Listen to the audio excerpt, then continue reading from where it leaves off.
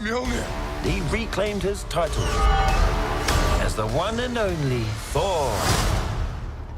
Oh, spoke too soon. Salut tout le monde, c'est Xavier, bienvenue sur Watch Mojo français. Aujourd'hui on se retrouve pour le top 10 des choses que vous avez manquées dans Thor Love and Thunder. Is this ice cream shop here, Infinity Cones? So keep an eye out for that. Pour cette liste, on va examiner les meilleurs rappels, les références comiques et les détails intéressants du quatrième film électrisant du dieu du tonnerre. Et évidemment, si vous n'avez pas encore vu le film, attention aux spoilers massifs qui vont suivre. Et si vous en aviez l'occasion, est-ce que vous iriez manger au Infinity Cones qui vient d'ouvrir à New Asgard? Dites-le moi dans les commentaires. Numéro 10, Thor honore le sacrifice d'Heimdall. Our mothers. Let the dark magic flow through me one last time. Lorsque Thanos a attaqué le vaisseau de Thor, il semblait inévitable que le titan fou allait éliminer tous les héros à bord. Mais Heimdall a défié le grand méchant en utilisant ses derniers pouvoirs pour envoyer Hulk en sécurité. Malheureusement, Thanos a tué l'Asgardien pour cet acte noble. That was a mistake.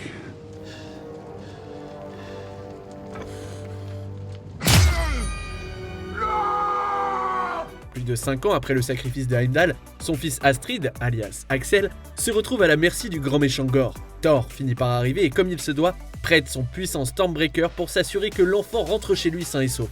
En prime, le dieu du tonnerre qui apprend à l'enfant à regarder à travers l'univers est un bel hommage à une scène cruciale de Heimdall dans Ragnarok. Heimdall, I know you can see me. I need you to help me. Help me see.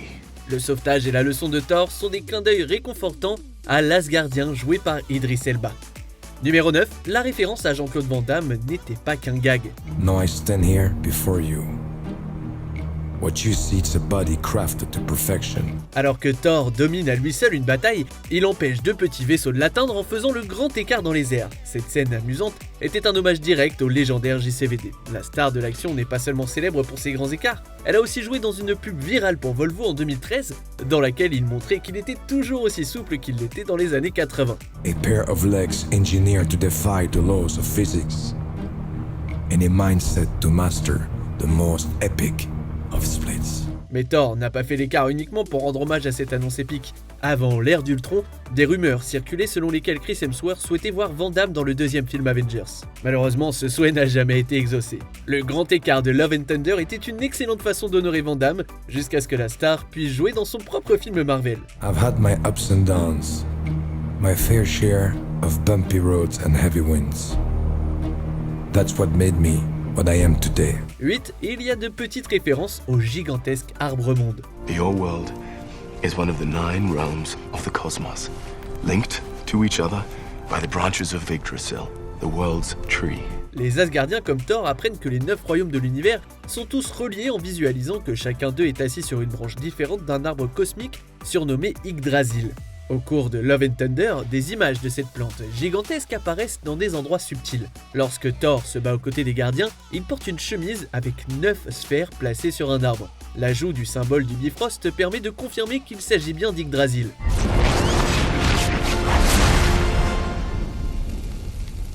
That man has no regard for lawn maintenance. Ce symbolisme végétal revient également dans la bataille finale. Lorsque Thor prête son pouvoir aux enfants d'Asgard et d'ailleurs, sa foudre se répand comme les branches d'un arbre. Cette image pourrait symboliser la façon dont le nouvel Asgard est devenu un foyer pour les gens des 9 royaumes.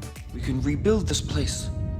It will become a haven for all peoples and aliens of the universe. Numéro 7, un clin d'œil hilarant au Thor fêtard. L'épisode What If sur un dieu du tonnerre alternatif s'est conclu par une course contre la montre très comique. My mother is coming. And she's not happy. Après avoir failli transformer la Terre en une planète de fête, Thor et ses amis tentent de tout ramener à la normale avant que sa mère Frigga ne les surprenne. Mais elle voit clair dans ses mensonges lorsque Thor invoque un Mjolnir couvert de graffiti. Almost forgot.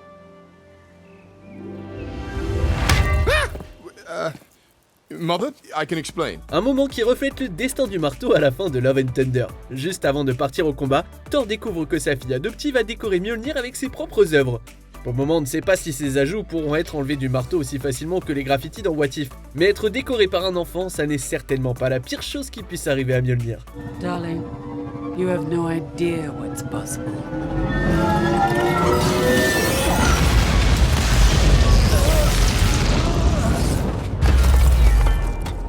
Numéro 6, le destin tragique de Sif au Ragnarok la rattrape. Betray, and I'll kill you. It's good to see you too, Sif. Même si on était heureux de voir Sif revenir, c'était triste de voir qu'elle avait perdu un bras en combattant le grand méchant Gore. Ce retournement de situation aurait pu se produire plus tôt si Sif était apparu dans le 3e film Thor. Loki, this was never about stopping Ragnarok, this was about causing Ragnarok. Lorsque Loki déclenche Ragnarok dans les comics, la noble guerrière est prise dans une explosion qui lui arrache un bras. Non seulement Sif survit, mais elle repart au combat peu après l'incident. On ignore si cette sombre série d'événements se serait déroulée de la même manière si elle était apparue dans le film Ragnarok. Cependant, on sait avec certitude que Sif ne laissera pas la perte d'un bras l'empêcher de se battre dans les prochaines histoires.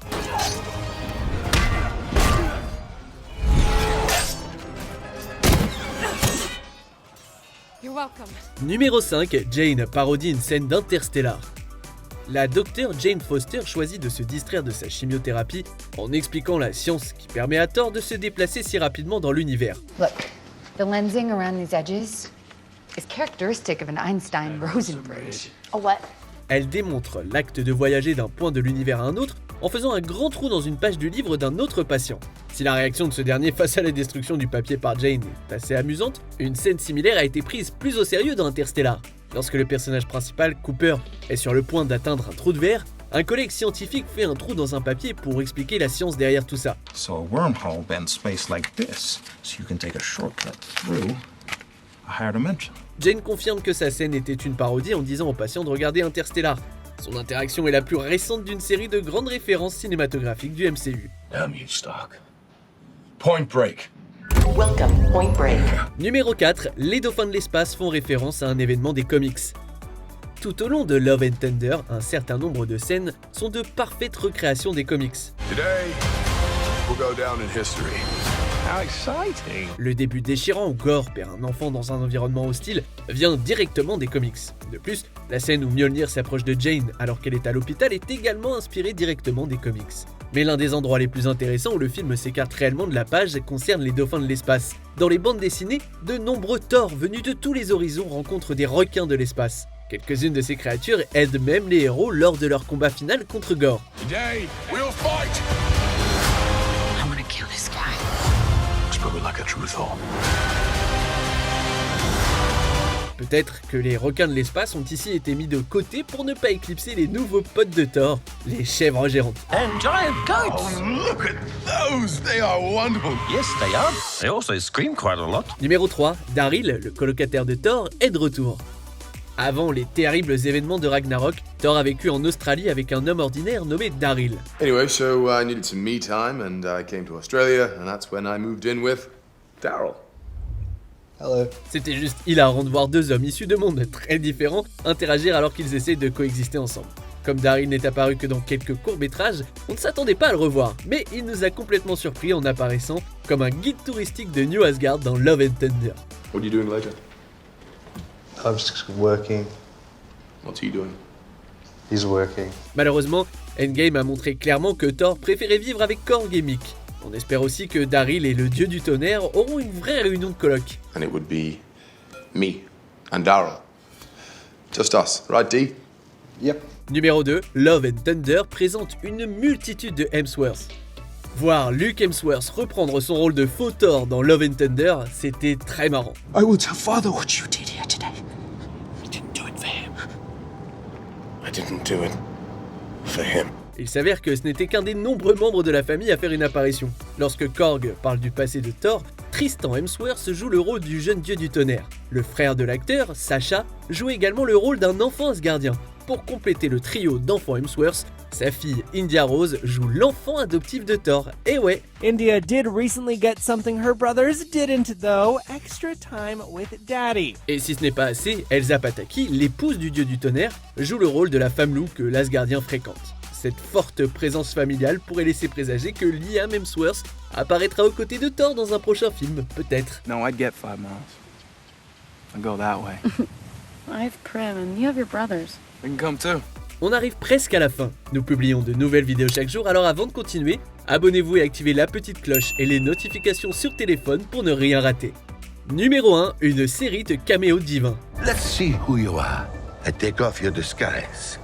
And flick! Bien que Zeus ait monopolisé la vedette lors de l'arrivée de Thor dans Omnipotence City, il y avait beaucoup d'autres divinités et d'êtres cosmiques à découvrir. Dans la foule, les téléspectateurs aux yeux d'aigle ont pu voir la déesse wakandaise Bast. Il y a aussi un dragon qui ressemble étrangement au Grand Protecteur. Et alors que Thor s'en va, il passe juste à côté d'un couple de célestes. L'être divin qui, à notre avis, était le plus intéressant à voir, c'est Hercule de Brett Goldstein. It was real fun watching you out there today. You know, the boys really respond to you. It doesn't surprise me though, you've had a heck of a career. Thank you. Si l'on en croit la performance de l'acteur dans Ted Lasso, il sera parfait dans le rôle d'un dur à cuire. Dans l'ensemble, la plupart des dieux et divinités d'Omnipotence City étaient des clins d'œil à l'histoire du MCU. Mais nous sommes ravis de voir où Hercule et d'autres êtres divins pourraient apparaître ensuite. Let's everyone take a deep breath. I don't mean to interrupt whatever this is, but I've come to find the Avengers. Que pensez-vous de notre sélection? Dites-le moi dans les commentaires et checkez ces autres super vidéos de Watch Mojo français.